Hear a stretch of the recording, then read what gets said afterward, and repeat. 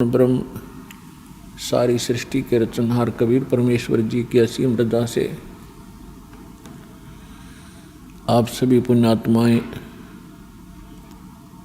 परमात्मा की अमर कथा सुनने के लिए उपस्थित हुए। पुण्यात्माओं, सौभाग्य आपका, आपको ऐसे समय में मनुष्य जीवन प्राप्त है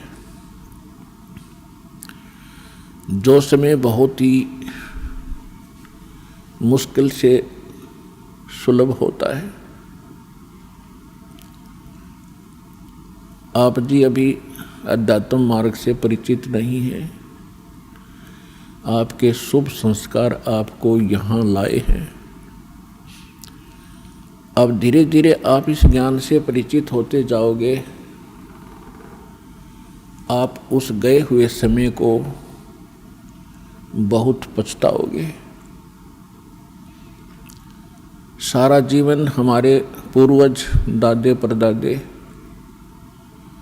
इस रोजी रोटी के लिए ही पचकर मर गए। अंत में सभी कुल के कुल नाश हो गए और आज वो ना जाने किस प्राणी के शरीर में आज वो कष्ट उठा रहे होंगे। और यही स्पीड हमने पकड़ रखी थी, यही क्रियाएं हम कर रहे थे जब तक हमें ये ज्ञान नहीं हुआ था कि मनुष्य जीवन का एक वेरी इम्पोर्टेंट वर्क और है। और जो वेरी इम्पोर्टेंट काम था, घना जरूरी कार्य था मनुष्य जीवन का, उसको तो हम एक एक्स्ट्रा सा काम मान रखा था। 6 महीने में कभी चले गए अपने इष्ट धाम में, कोई त्यौहार आया उस दिन कोई प्रसाद बना लिया और खा लिया, कभी थोड़ी बहुत कोई आरती मंत्र जैसे भी प्राप्त थे कर लिए। ये न तो कोई भक्ति थी, क्योंकि शास्त्र विरुद्ध होने से वो भक्ति भी नहीं थी, और न ही हमारी विशेष रुचि थी। आत्मा परमात्मा के बिना तड़पती रहती है, इसलिए वो कभी अंगड़ाई लेती थी तो काल ने ये 36 जाल बना रखे हैं। कोई तीर्थ बना दिया, किधर मंदिर बनवा दिया, कहीं पर ये नकली संत बैठा दिए हुआ बाई बकने वाले, तो हम वहाँ जाकर अपनी आत्मा को संतोष दिलाते थे कि हमने मत्था टेक लिया, 5.25 का प्रसाद बांट दिया और नाम ले लिया गुरु जी से, हमारा कल्याण हो ही जाएगा। ऐसा नहीं था। ये सब काल की भूल भुलैयाँ और हमारे अध्यात्म अज्ञान का ही परिणाम था। तो यहाँ आने से आपको सबसे पहले अध्यात्म ज्ञान से परिचित कराया जाता है। इसके साथ साथ आप पर आने वाले सभी संकटों का भी निवारण परमात्मा करेगा, क्योंकि आप उसके बच्चे हो, आप उसके बेटा बेटी हो। यदि पिताजी समर्थ है, सक्षम है, और बेटा या बेटी किसी कारण से भी गलती कर देते हैं, उनको कोई हानि हो रही है, तो अक्षति पूर्ति पिता तुरंत कर देता है। यदि वो पुत्र और पुत्री भविष्य में माता पिता के अनुकूल चलना का वायदा करें। इसी प्रकार हम बिगड़ गए हैं, अपने परमात्मा पिता से विमुख हो गए थे और इस काल के जाल में फंस के हम अनेकों कष्ट उठा रहे हैं। जिसमें हम परमात्मा के पुनः समर्पित हो जाएंगे, वो हमें फिर सभी सुख देगा, उस पिता की तरह जो अपनी संतान को देता ही है। तो आपके ऊपर एक विशेष रहम किया है दाता ने, ऐसे समय में मानुष जीवन दिया और फिर पिछले शुभ संस्कार आपके यहाँ प्रेरित करके लाए हैं। यहाँ पर कोई भी पुण्यात्मा भले ही कोई किसी रोग के कारण आया है, कोई अन्य संकट निवारण के लिए ही यहाँ पहुँचा है, उसके लिए वो दुख, वो कष्ट, वो संकट एक वरदान सिद्ध होगा यदि वो इस मार्ग पर ढंग से समझकर टिका रहा तो। क्योंकि कोई भी ऐसी वस्तु नहीं होती जो तुरंत कर दी जावे। एक संकट आपका आशीर्वाद से निवारण कर भी दिया और आप संतुष्ट हो गए और चले गए, फिर आए नहीं। वो तो एक का दुख दूर हुआ, आपके जीवन में ना जाने कितने संकट और आने शेष हैं। और यहाँ आते रहोगे तो उन सभी का निवारण सहज में होता रहेगा, आपको पता भी नहीं चलेगा कि कोई आपत्ति हमारे पर आनी थी। उसको परमात्मा पहले ही दूर कर देगा। किन के संकट दूर करेगा? जो परमात्मा पर समर्पित हो जाएंगे। समर्पित हमने कैसे होना है? जैसे पति भरता स्त्री अपने पति के अतिरिक्त किसी अन्य पुरुष में कभी भी पति वाला भाव नहीं करती, तो उसका पति उससे विशेष प्रेम करता है, विशेष उसका ध्यान रखता है। तो हम अपने पति से, अपने मालिक से,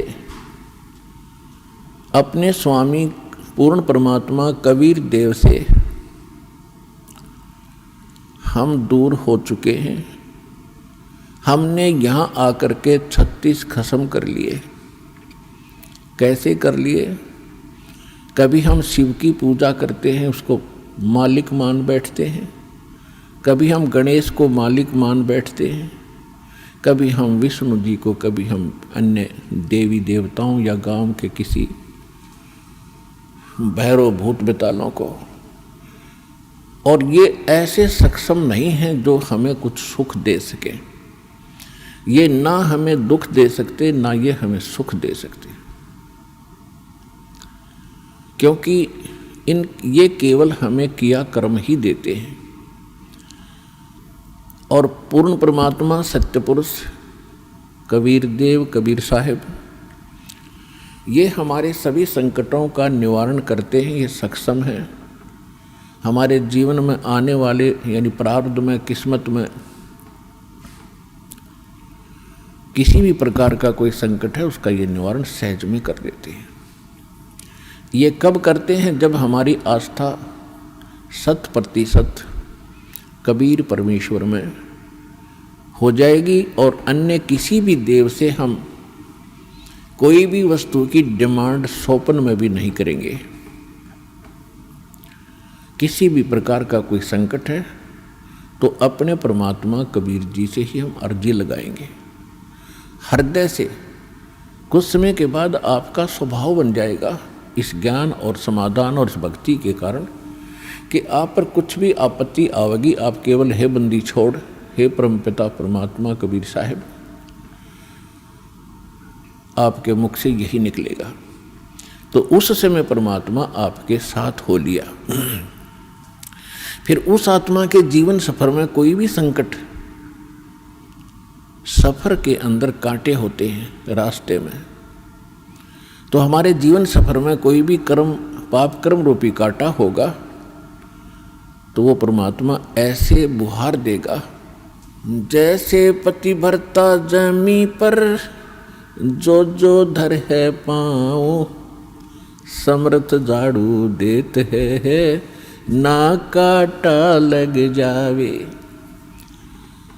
उस समर्थ को भूल कर हम परमात्मा से दूर होकर संसारिक लोगों से, संसारिक इन अधिकारियों से और इस 3 लोक के भगवान देवों से, हम इनसे अपना संकट निवारण की इच्छा करते रहे।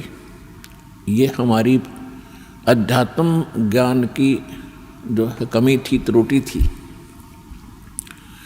और जब हम परमात्मा से ही सब कुछ डिमांड करेंगे, इनके ऊपर समर्पित हो जाएंगे, तो परमात्मा कहते हैं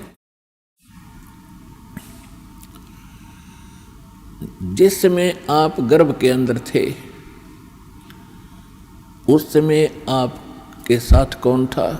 ना माँ थी, ना पिता था, ना कोई अन्य सगा संबंधी था। अकेले आप और परमात्मा, बीच में कोई नहीं था। उस समय आप सीधी पुकार कर रहे थे, हे परमात्मा मुझे इस नरक से निकाल दे। माँ के गर्भ में बहुत पीड़ा होती है। उस पीड़ा को हम बाहर आने से भूल जाते हैं, क्योंकि त्रिगुणमयी माया, इन तीनों गुणों के प्रभाव से हम बहुत ज़्यादा प्रभावित होकर के अचेत हो जाते हैं। वो पिछली सब शुद्ध बुद्ध समाप्त हो जाती है। और परमात्मा आप कितना साथी है कि अंदर माँ के पेट में आपको उसने पाला। माँ के गर्भ से बाहर आने से पहले आपकी कैसी व्यवस्था कर दी, वो कितना चिंता करता है आपकी। दांत नहीं थे तो माँ के स्तन में दूध भेज दिया, और उससे पहले एक टोपा दूध नहीं था माँ के स्तन में। जो परमात्मा इतना भविष्य की आपकी चिंता करता है, और बाहर आकर के आप स्वयं इतने इंटेलिजेंट बन गए, चतुर बन जाते हो, धनी बनने के लिए, अपनी सुरक्षा करने के लिए, अपने को सुखी बनाने के लिए लोगों को लूटते हो, रिश्वत लेते हो, चोरी करते हो, डाके मारते हो। आप भगवान के विधान को भूल गए, आपको याद नहीं है। जो परमात्मा आपकी इतनी केयर टेक करता है, इतनी देखभाल पहले से चिंतित है, तो अब कौन सा वो दूर है आपसे। आपको केवल प्रारब्ध तो मिलेगा ही मिलेगा जो आपकी किस्मत में लिखा है। उसको भी मिलेगा जो भक्ति नहीं करते। लेकिन भक्ति करने का उद्देश्य मूल यही होता है, आत्म कल्याण हो, और इस जीवन में हमारा कोई पाप कर्म हो, कोई कष्ट आना हो, उसका भी निवारण हो। तो उसका निवारण तो एक ही से हो सकता है, उस परम पिता परमात्मा पूर्ण ब्रह्म से। अन्य भगवान, अन्य ये देव, वो संकट निवारण नहीं कर सकते। पाप के हमारे किस्मत में लिखे हुए कर्म को वो नहीं समाप्त कर सकते, वो भोगना ही पड़ता है। केवल कबीर देव, कबीर साहब, ये हमारे इन पाप का नाश कर सकता है, हमारे जीवन को सुखी कर सकता है। तो क्या बताते हैं, उस समर्थ की रीझ छुपाई, अब कुल कुटुंब से राता, गर्भ के अंदर बचन भरे थे, कहाँ गई वो बात। अब देखो परमात्मा फिर आकर हमें सचेत करते हैं, क्योंकि काल ने तो हमारे ऊपर पर्दा डाल दिया, बुद्धि पर पत्थर गेर दिए। माँ के गर्भ से बाहर आते ही हम सब कुछ भूल गए, नए सिरे से पढ़ाई जाती है। ये तेरा चाचा, ये तेरी चाची, ये तेरी माँ, ये तेरे पिता, मामा, ये बुआ, और कै ख ग गड़े, ये नए सिरे से पढ़ाई जाते हैं। हम इतने जो है अचेत हो जाते हैं, और परमात्मा फिर आकर हमें फिर नए सिरे से याद दिलाते हैं कि उस समर्थ की रीझ छुपाई। उस समर्थ ने आपके ऊपर प्रसन्न होकर के आपकी प्रार्थना सुनी। रीझ माने खुश होकर के आप पर जो रहम किया, वो रीझ आपके ऊपर प्रसन्न हुए। उस समर्थ की रीझ छुपाई, वो भूल गया तो उस मालिक के उस रहम को। अब कुल कुटुंब तय राता, अब भूल गया ये तेरा बेटा या कोठी या कार, ये मेरा, ऐसे वैसे सारा दिन इसी भूल भुलैया में जीवन नाश कर रहा है। और गर्भ के अंदर बचन भरे थे, कहाँ गई वो बात। अब परमात्मा याद दिलाते हैं, अब कहाँ गई वो तेरी बात, जब यूँ क्या था माँ के पेट में कि हे परमात्मा एक बार मुझे बाहर निकाल दे, कभी भी गलती नहीं करूँगा, आपकी याद गणी रखूँगा और आप पर पूरा विश्वास करूँगा। निर्वाह के लिए कार्य करते समय भी आपकी याद कभी नहीं भूलूँगा। और अब हम क्या करते हैं, केवल सांसारिक इन कार्यों में सारा जीवन लगाते हैं। भगवान की याद तो कभी कोई चर्चा करता तभी आती है, ना तो स्वप्न में भी ना आती है हमारे को। तो उसके लिए क्या बताते हैं कि वो परमात्मा जब आपको माँ के गर्भ में भी सुरक्षित रखता है, आपके बाहर आने से पहले आपके आहार के लिए माँ के स्तन में दूध भेजता है, तो आगे आने वाले जीवन में जो तूने जैसा किया है उसमें क्या वो कमी करेगा? तो इस आधार से भी हमने उन बुराइयों से हट जाना चाहिए जो हम स्वयं धनी बनना चाहते हैं। चोर मिलावट करके, झूठ बोल के, चोरी करके हम इस तरह जो धनी बनना चाहते हैं, रिश्वत लेके, तो ये हमारी भूल है। ये पैसा ऐसे एकत्रित किया हुआ आपके पास नहीं रहेगा।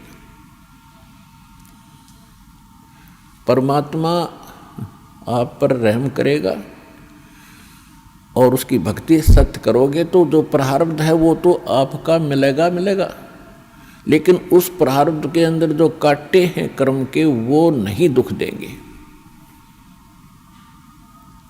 और फिर प्रारब्ध से अधिक भी देगा, क्योंकि परमात्मा के पास वो समर्थ है, उनके पास एक वीटो पावर है, वो केवल कबीर साहब के पास है। जैसी आपकी श्रद्धा और लगन देखेगा, विश्वास और दृढ़ता देखेंगे, तो आपको किस्मत से अधिक भी देंगे, अच्छा भी देंगे, और आपके पाप रूपी कर्मों के कांटों को भी वो पहले ही निकाल देंगे।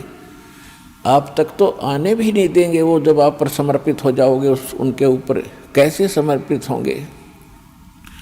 और फिर वो कैसे करेगा? जो पति भरता पति से राती, आन पुरुष नहीं भावे, बस पी हर में सुरत प्रीतम में, ऐसे जान लगावे। कि जैसे पतिव्रता अपने पति से ही लीन रहती है, आन पुरुष अन्य पुरुष नहीं भावे, उसके मन में स्वप्न में भी नहीं आता अन्य पुरुष के प्रति कोई भी कुविचार। और यदि वो लड़की अपने माँ के चली जाती है तो भी अपने पति की शुद्ध, वो मुख से नहीं बोलती लेकिन अंदर से वो नहीं भूल पाती। ऐसे ही आप उस परम पिता पर आश्रित हो जाओगे। कहीं पर भी आप काम कर रहे होगे, किसी भी फील्ड में, चाहे दुकान, मजदूरी, किसानी या नौकरी, तो आप उसी लड़की की तरह उस पर अपने पति यानी कबीर भगवान को, परमात्मा को, उस मंत्रों को, उसके रहम को आप कभी भूल नहीं पाओगे। तो उस समय आपका नाता उस परम पिता से जुड़ चुका है। यदि आप पल पल पर भूल जाते हो, याद नहीं रहती है भगवान की मेहर, तो अभी आपकी समर्पण भाव में कोई कमी है, जिस कारण से भगवान ने आपको दृढ़ता से नहीं पकड़ा है। तो जब आपको परमात्मा दृढ़ता से कैच कर लेगा, आपकी सच्चा समर्पित भाव देख लेंगे, वो तो अंतर्यामी है, तो उस समय कहा है कि जैसे पतिव्रता जमीन पर और जो जो धर है पाँव जितने कदम रखती है, समर्थ झाड़ू देत है ना कांटा लग जाए। इतना दयालु है ये कबीर भगवान। आपके जीवन रूपी सफर में आपके कदम रखने से पहले आपके वो पाप रूपी कांटों को बुहार देगा, झाड़ू दे देगा आपके रास्ते में, कि कहीं मेरी प्यारी आत्मा को ये कांटा ना लग जाए।